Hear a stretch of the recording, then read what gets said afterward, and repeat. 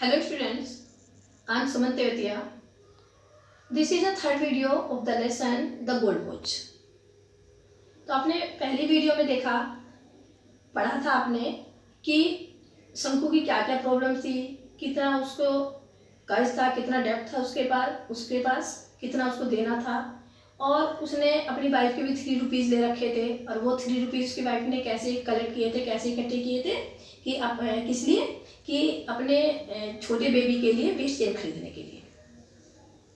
अब next paragraph देख लीजिए आप।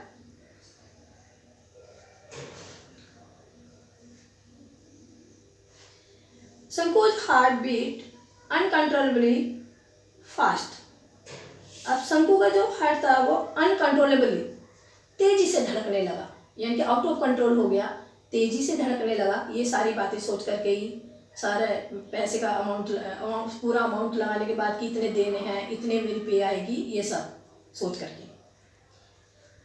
तो his heart beats, he could hear the harsh voice of the tea shop owner। और जब उसकी हार्ट बीटिंग चल रही थी, तेजी से धड़क रहा था, तो उस बीच में भी उसे वो सारी आवाज़ें क्लियर सुनाई दे रही थी। कैसे?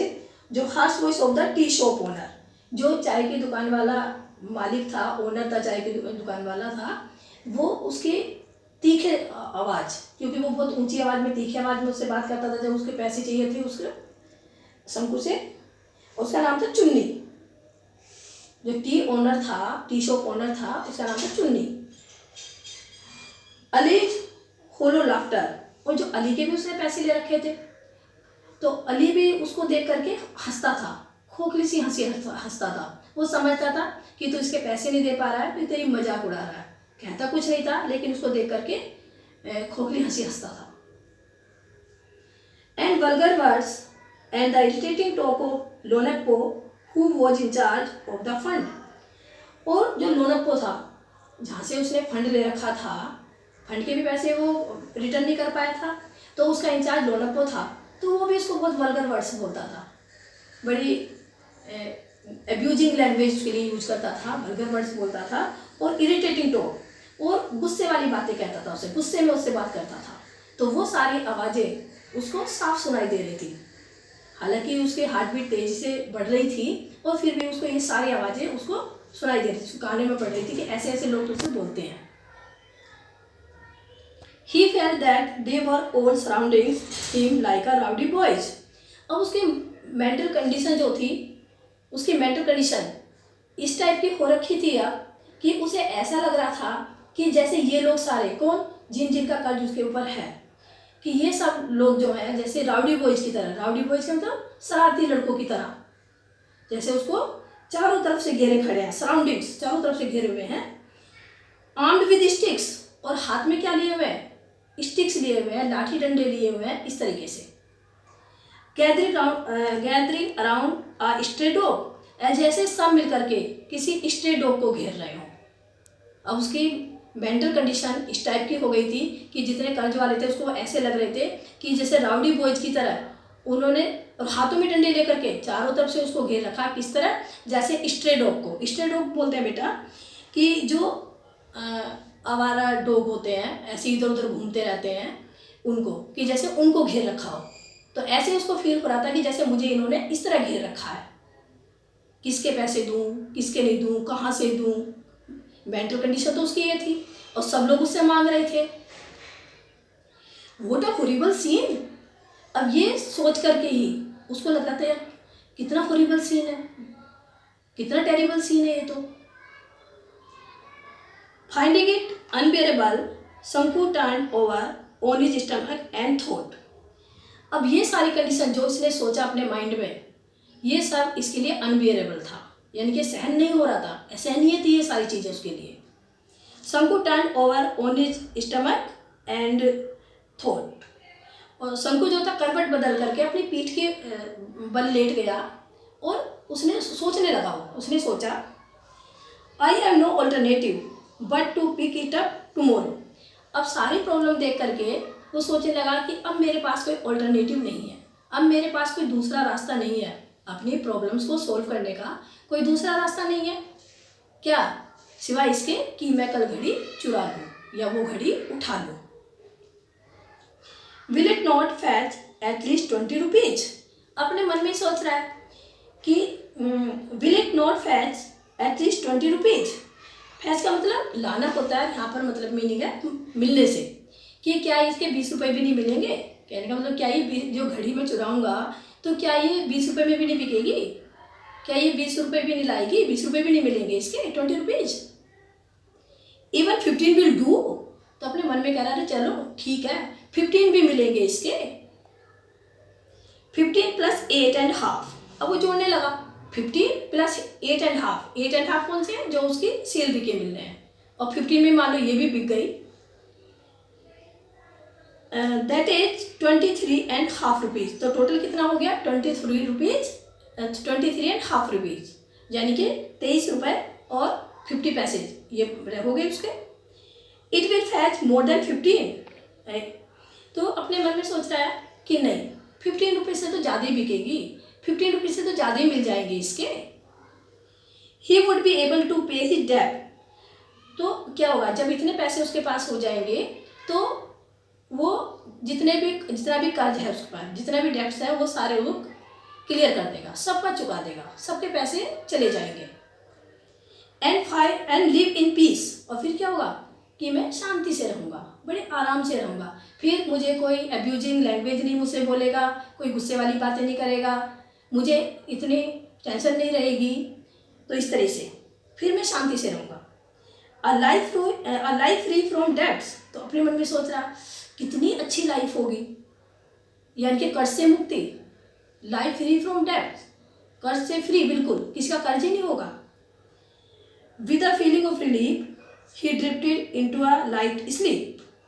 और इस तरह से मन मन में ही सोच करके उसे थोड़ा सा रिलीफ हुआ, थोड़े से मन में शांति सी आ गई और उसे हल्की सी नींद आ गई। पूरा तो नींद आई नहीं, लेकिन ऐसे सोच करके उसे थोड़ा सा रिलीफ फील हुआ और हल्की सी उसको नींद आ गई। It was morning. सुबह हो गई। What are you still sleep. क्या तुम अब तक सो रहे हो। Shanku's wife said gently shaking his shoulders. Shanku की वाइफ ने बड़े आराम से जेंटली उसके शोल्डर को हिलाते हुए कहा, क्या तुम अब तक सो रहे हो।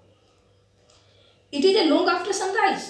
यानी कि सनराइज हुए तो काफ़ी टाइम हो गया, दिन निकले हुए काफ़ी टाइम हो गया, सूरज निकले हुए काफ़ी टाइम हो गया। Shanku raise his head at once. अब शंकु ने एकदम अपना सिर ऊपर को उठाया, देखा चारों तरफ को कि हाँ भाई सनराइज तो काफ़ी देर हो गई। His wife picked up the younger child who was crawling up to her. और उसकी वाइफ जो थी छोटे बच्चे को उठा रही थी, जो क्रोलिंग कर रहा था, जमीन पे क्रोलिंग कर रहा था। क्रोलिंग का मतलब जब बच्चा छोटा घुटने के बल चलता है, तो जो क्रोलिंग कर रहा था उसके पास को आ रहा था, उसकी वाइफ जो थी अपने बच्चे को उठा रही थी। And asked Shanku don't you have to go to work today. और शंकु से पूछा कि क्या तुम्हें काम पर नहीं जाना। अपने बच्चे को उठाते हुए उसने पूछा शंकु से कि क्या तुम्हें काम पर नहीं जाना। Oh yes he said and got out of bed. उसने कहा वो यस, हाँ जाना है, और ये कह करके वो बेड से उतर गया या बेड से उठ गया। He stepped down into the courtyard in a hurry.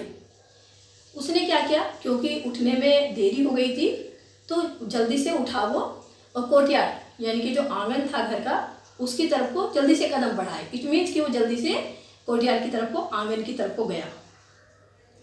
Watching the golden rays of the morning sun piercing the lush bamboo foliage on the western side and brightening the old palm leaf thatch.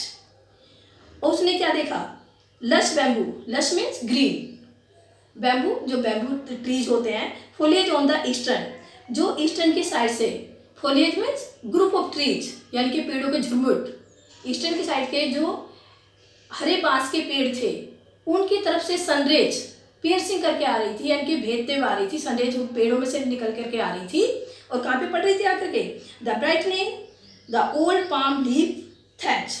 और जो ताड़ के पुराने छप्पर थे उस पर आकर के पड़ रही थी, वो सनरेज जो थी उस पर आकर के चमक रही थी, पेड़ों में से होकर के उस छप्पर पर आकर के पड़ रही थी। ये शंकु ने देखा। He washed his face and hands as usual. फिर उसने क्या किया कि नॉर्मली डेज में जैसे वो करता था कि उसने अपने हैंड्स धोए, अपना फेस धोया, वॉश किया, put on his working clothes, और अपने ऑफिस जाने वाले कपड़े पहने, and was about to leave for his factory when his wife said, और वो फैक्ट्री को जाने ही वाला था, रेडी होकर के, तैयार होकर के वो फैक्ट्री को जाने ही वाला था। तो उसकी वाइफ ने कहा, listen you must buy some ointment for the child, कि सुनो तुम्हें बच्चे के लिए एक ऑइंटमेंट खरीद के लाना है। ऑइंटमेंट मीन्स एक दवाई टाइप होती है कि वो बच्चे के लिए एक ऑइंटमेंट चाहिए, बच्चे को ऑइंटमेंट खरीद के लाना है बच्चे के लिए। She through a commanding look at him, और उसने ये नॉर्मली नहीं कहा, उसने बड़ी कमांडिंग लुक के साथ कहा। ये नहीं कि मैं रिक्वेस्ट कर रही है या ऐसे लानी है या कुछ भी, नहीं, तुम्हें लानी ही है। इट मीन्स कि नीड है, इसकी ज़रूरत है, बच्चे को ज़रूरत है इसकी, तुम्हें एक ऑइंटमेंट बच्चे के लिए लाना ही है। Shanku felt that each of the sores on the child's festering body was staring at him in a gruesome way, और शंकु ने उसको उस समय ऐसा फील हो रहा था क्योंकि बच्चे की बॉडी पर सोर्स मीन्स जैसे फोड़े, फुंसियाँ, घाव टाइप से हो जाते हैं, इस तरह की बॉडी बच्चे की हो गई थी, फेस्टिंग बॉडी हो गई थी, यानी पूरी बॉडी पर उसके घाव टाइप हो गए थे, फोड़े फुंसी टाइप हो रखे थे, और दवाई उसको मिल नहीं रही थी। Staring at him in a gruesome way, तो उसे ऐसा लग रहा था कि जैसे ग्रूसम वे, यानी कि ये एक एक घाव बच्चे का मेरी तरफ को बड़े भयानक तरीके से देख रहा है। उसे क्यों, क्या फील हो रहा था कि बच्चा बीमार है, बच्चे की बॉडी पर पूरी पे घाव हो रखे हैं, और मैं उसको ट्रीटमेंट नहीं दे पा रहा हूँ, इलाज नहीं दे पा रहा हूँ, तो जैसे हर घाव बच्चे की बॉडी का मेरी तरफ को घूर करके देख रहा है, बड़े भयानक तरीके से देख रहा है। A moment passed in a silence, और कुछ टाइम तो ऐसे ही साइलेंस में निकल गया, खामोशी में निकल गया। वो शंकु कुछ बोल ही नहीं पाया, ना उसकी वाइफ बोली और ना ही शंकु बोल पाया कुछ टाइम के लिए। Thank you students, remaining parts of the lesson will be completed next time.